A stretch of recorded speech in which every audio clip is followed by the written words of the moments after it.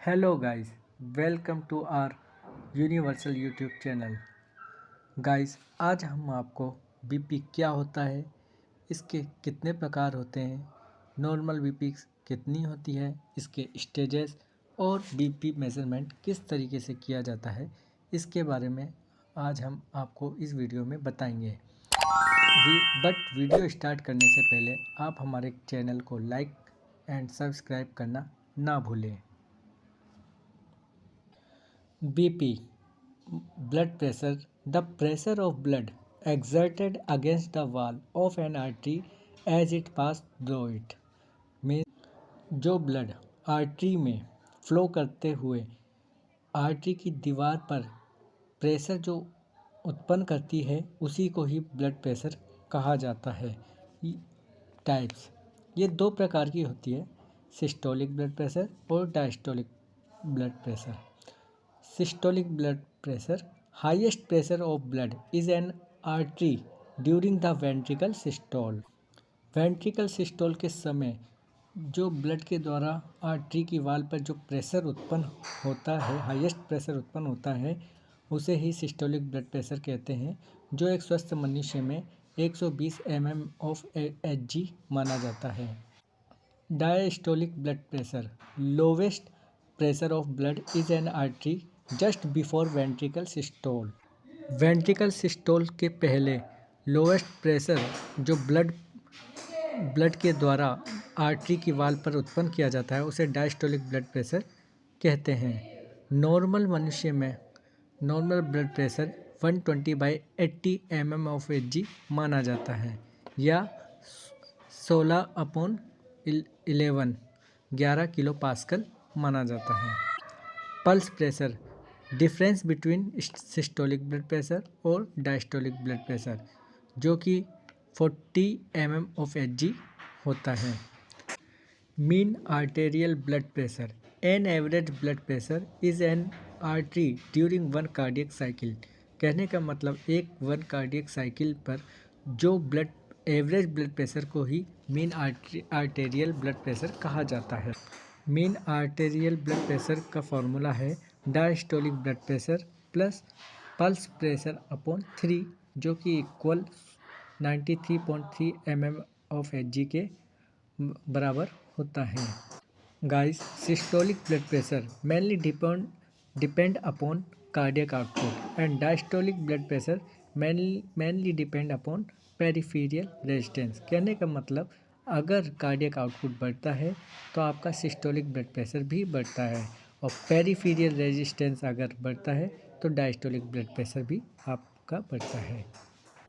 Blood pressure को प्रभावित करने वाले कारक ये दो प्रकार के होते हैं, modifiable and non modifiable. Modifiable में आपके आते हैं life style, exercise, stress, happy, जो कि आपकी ब्लड प्रेशर को कम या ज़्यादा करते हैं।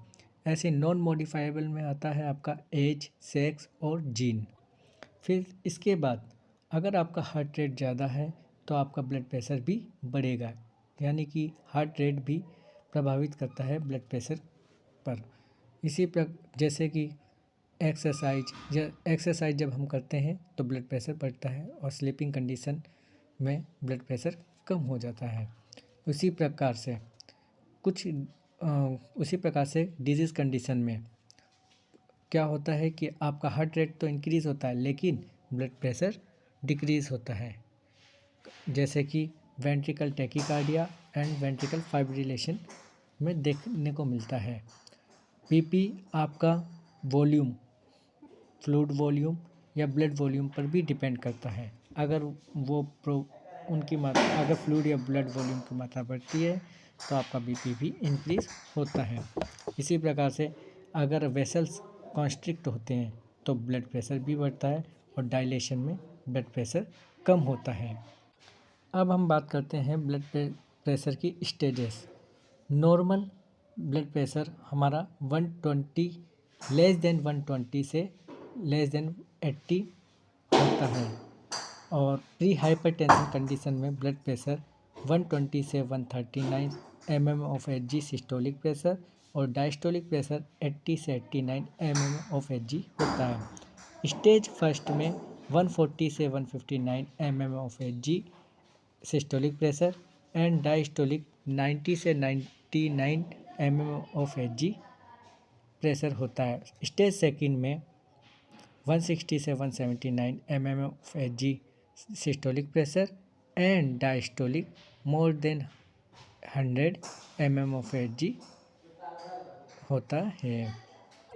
ब्लड प्रेशर लेते वक्त कुछ एरर्स ब्लड हमको देखने को मिलता है, वो का जैसे कि लो ब्लड प्रेशर कब आता है, अगर वाइड कफ हो या आर्म आपका हार्ट लेवल से ऊपर हो या फिर टाइट कफ बंधा हो या क्विक डिफ्लेक्शन यानी बहुत तेज़ी से आप उसको डिफ्लेक्ट कर रहे हो कफ को, तब हमको लो ब्लड प्रेशर देखने को मिलता है। उसी प्रकार हाई ब्लड प्रेशर हमको जब नैरो कफ हो या आर्म आपका हार्ट लेवल से नीचे हो या कफ आपका लूज़ हो या स्लो डिफ्लेशन यानी धीरे धीरे आप उसकी हवा निकाल रहे हो या फिर आपका जो पैर है एक लेग और क्रॉस ओवर हो रहा हो, तब आपको हाई बीपी देखने को मिलता है। अब हम बात करते हैं बीपी प्रोसीजर कि किसी भी क्लाइंट का बीपी किस तरीके से लिया जाता है।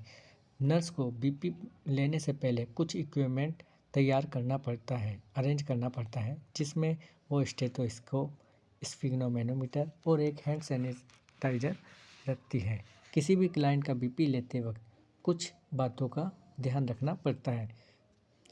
क्लाइंट को 10 से 15 मिनट तक चेयर पर बिठाकर रखना होता है। अगर क्लाइंट तंबाकू सिगरेट का सेवन किया है तो उसको 15 से 20 मिनट बाद उसका बीपी मेज़र किया जाता है। स्फिग्नोमेनोमीटर का जो पारा होता है वो नर्स के आई लेवल पर होना चाहिए। बीपी कफ को 2 से 3 सेंटीमीटर एंटीक्यूबिटल फोसा के अबव पर बांधना चाहिए।